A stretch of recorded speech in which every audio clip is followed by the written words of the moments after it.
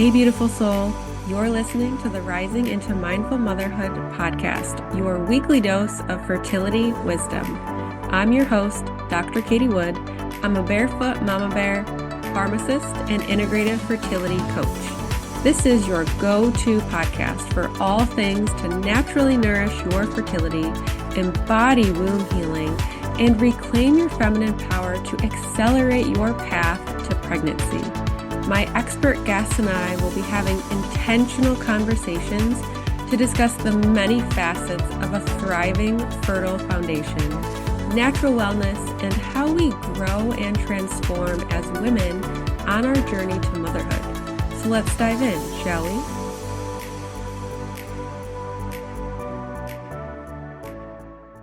Hello and welcome to Rising into Mindful Motherhood. I'm so excited to have you here tuning into this episode. Now, for this episode, what I want to highlight is one of my client wins and how they went from having 0 viable sperm to being pregnant in 1 year. Now, they learned that they were pregnant, I believe, last June. She just had their beautiful, healthy baby girl the other day. All is well. The pregnancy was sustainable. The birth was short, sweet, and amazing. And I really just want to kind of reflect on their journey and a lot of the different ups and downs that they experienced, but also how working with a coach really made all the difference for them on their journey, because I can tell you that Western medicine was not on their side for their fertility journey.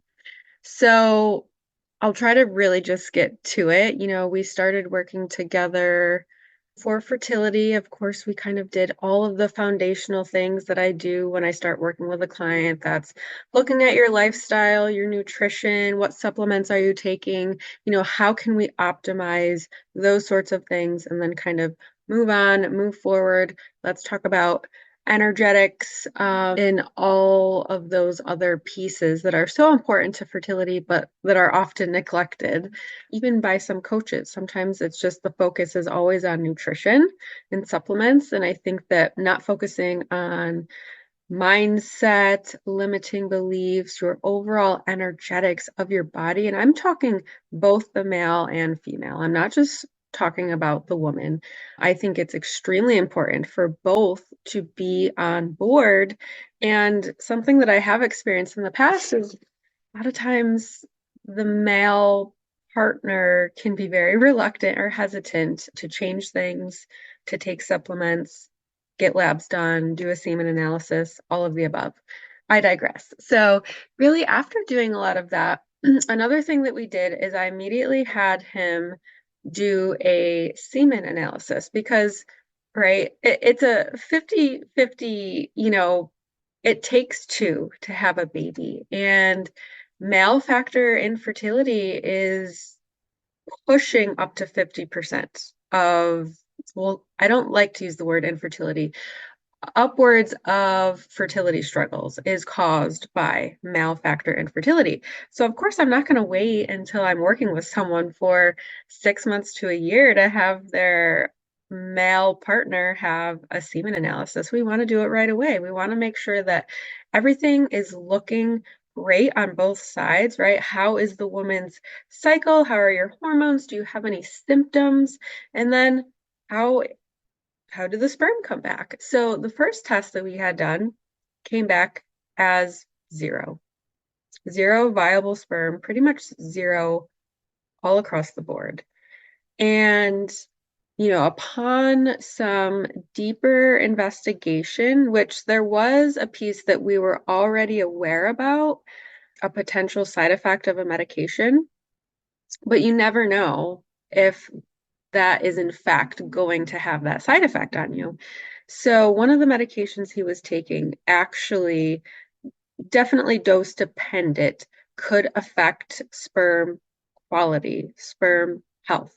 So that was the first thing. Like, once we saw the sperm stats, that was the first thing that we went to go kind of take care of. Now, I'm not the provider that prescribed that medication, so he had to go speak to his doctor, the one who had that was prescribing it. I'm a pharmacist, so I did help prepare him with an alternative for what he was taking the medication for that had no studies showing that it affects sperm health. So here's where it gets interesting. So he went to his doctor with this, and his doctor, in my mind, dismissed it, gaslighted it.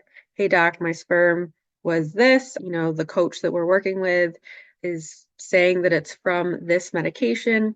The doctor flat out said that medication doesn't affect your sperm, which just one like search, and I found a ton of studies and articles saying that it does in fact affect sperm.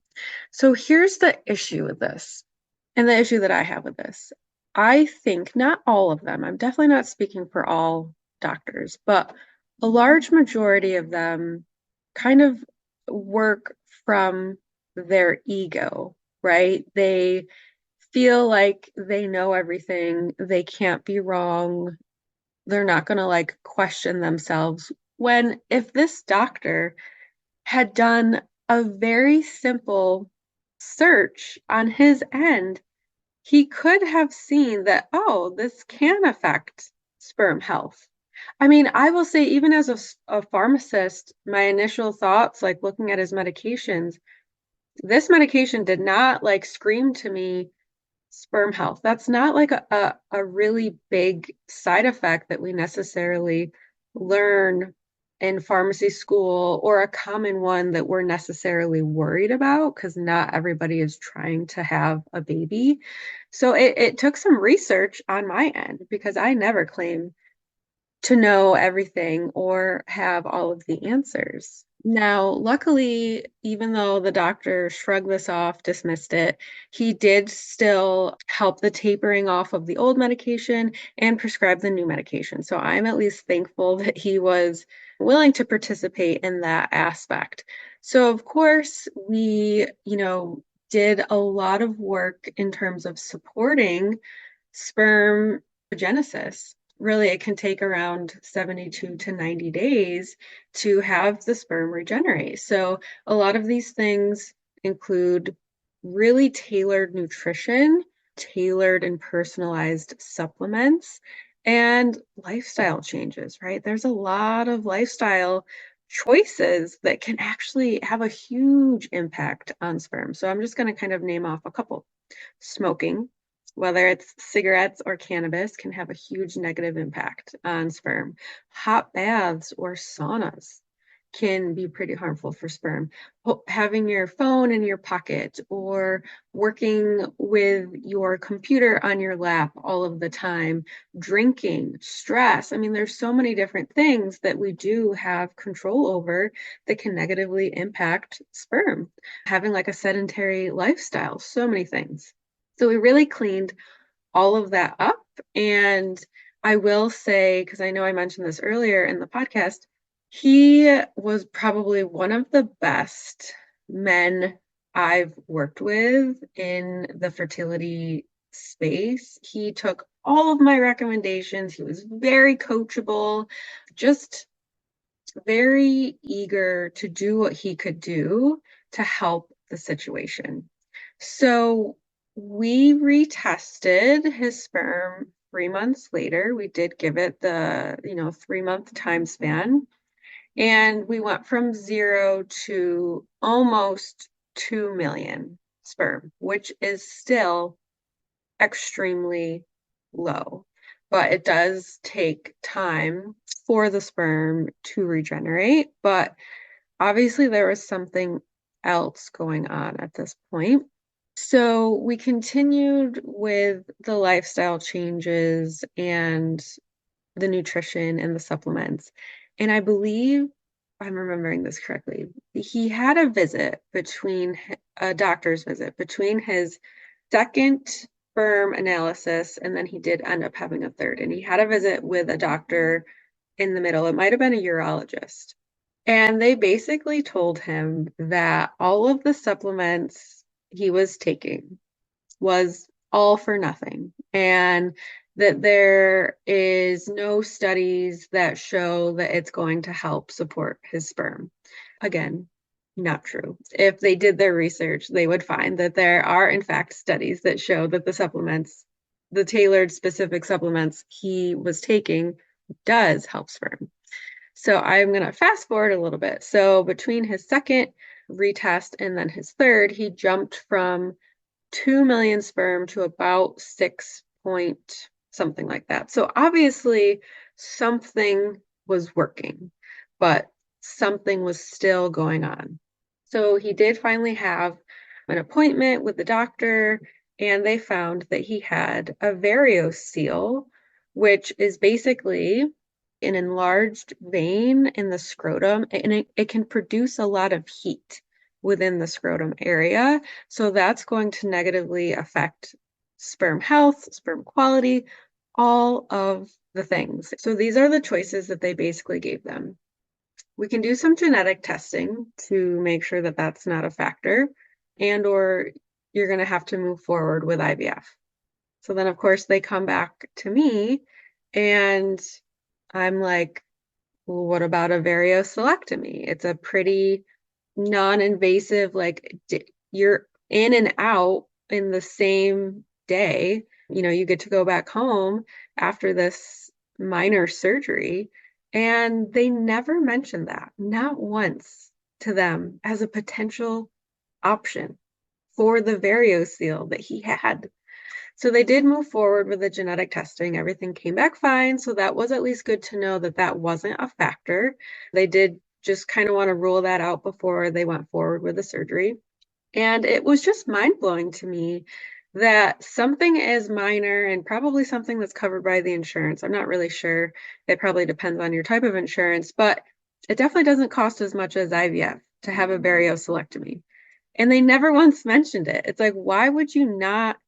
And this is where I feel that informed consent is extremely lacking in the Western medicine space. Like, we are not fully educating people on their treatment options, on the options that they have before them that they can take. And then that way they can feel informed and educated and make a choice that feels aligned and good for them on their journey.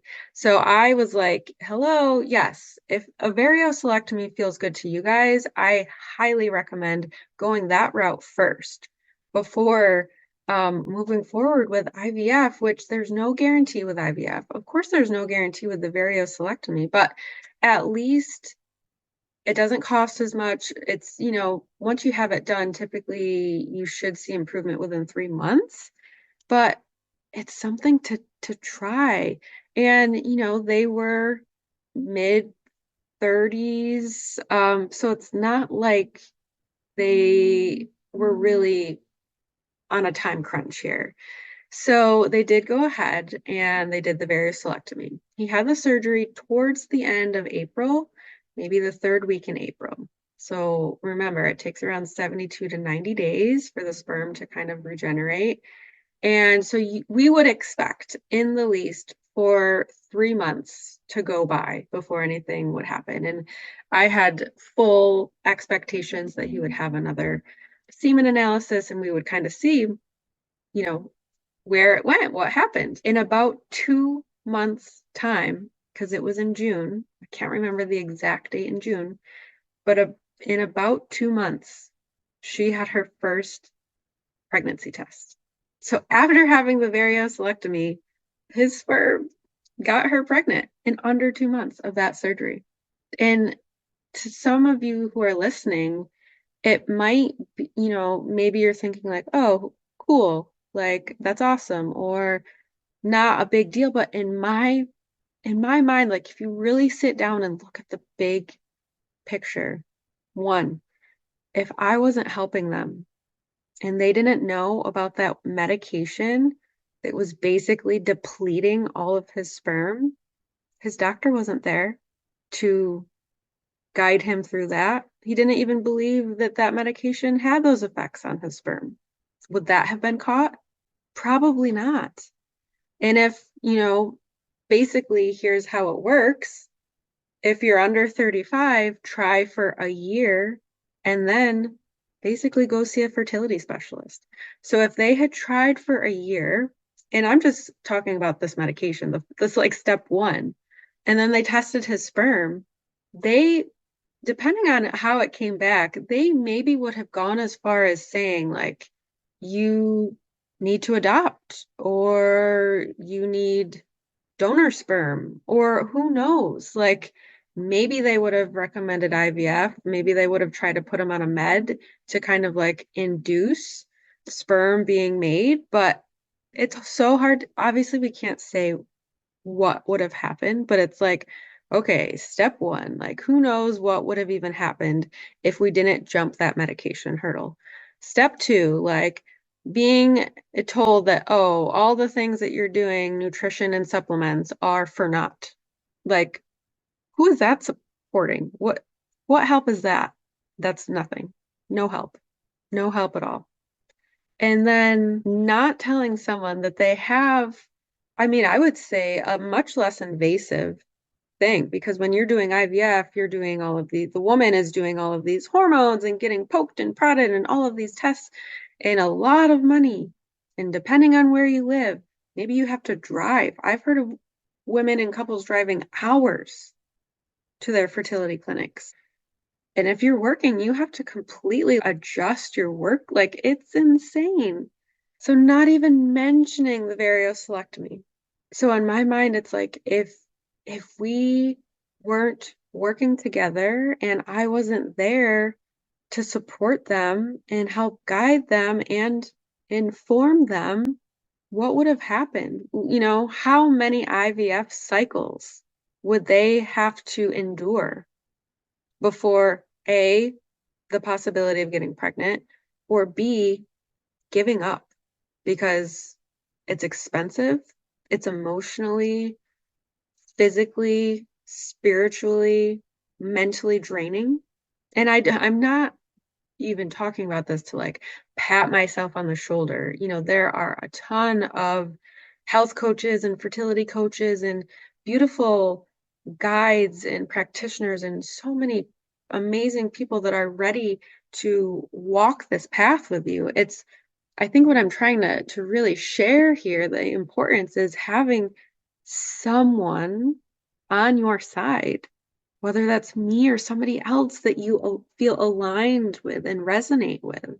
Someone who is educated, has walked this path, and is going to inform you and help you advocate for your health so you can help achieve the dream that you're wanting to become a parent.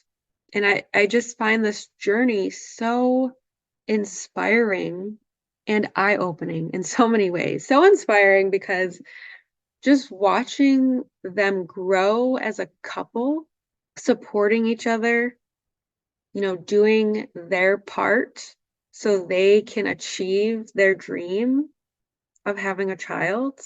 And eye-opening because it's like, wow. I mean, I experienced it when we were struggling to get pregnant. I was given zero support, zero information, knowledge, nothing. So every time one of my clients has a similar experience, it's just like, wow, this is it, right? That this is what we have to offer people in their most intimate phase and experience of their life, trying to create life. And we're just like pushing them down a river without an oar and without a map. Like, good luck. See you later. Come see me in a year if you're under 35, or come see me in 6 months if you're over 35. And then I'm just going to explain to you all the different fertility treatments you can try and go through, but there's no guarantee. So I hope that this is inspiring to some, especially anyone who maybe is having male factor infertility being a part of your journey. I really just want you to know that I feel like 9 times out of 10, there is typically going to be different paths that you could take. You have other options than what is being presented to you. I think you just really have to be open to be able to receive that. Maybe you've never considered working with a coach. Maybe you don't even know that that's an option available to you. But there are a lot of people in this world who are ready to be your guide, be your support system, be someone for you to lean on, especially when you find yourself in those moments where your doctor is like, oh yeah, all of those nutritional lifestyle supplement changes that you've been doing for the last 6 months, it doesn't even matter. And you leave the office feeling hopeless, lost, disheartened, in tears, when that's in fact not the truth. We all deserve to have someone have our freaking backs and to help us feel strong and confident in showing up for ourselves to advocate for our health, because we deserve that. Every single person on this planet deserves that. If you are experiencing male factor infertility on your journey, please feel free to reach out. If you're interested in what it could look like to work together, just send me a DM. You can send me an email if you're not on social media. All of the links are in the show notes. I am here to chat with you, to give you words of encouragement, to point you in the right direction, the best direction, whether that's working with me or not. I just want you to know I am here to hold you and to hold space for you. And I love you all. Thank you so much for listening. And I'll see you on the next episode. Thank you so much for tuning in to the Rising into Mindful Motherhood podcast. If this episode resonated with you or gave you an aha moment, stop what you're doing right now and write a review. This simple act of kindness helps me get this podcast out to connect with as many women as I possibly can. I also have a special offer. If you send me a screenshot of your review, I will take $250 off one of my premium coaching containers. Let me know what resonated with you the most and why. So connect with me in my free Facebook community or tag me on Instagram. You'll find both listed below. Thanks again from the bottom of my heart for tuning in to this episode, and I'll see you next time.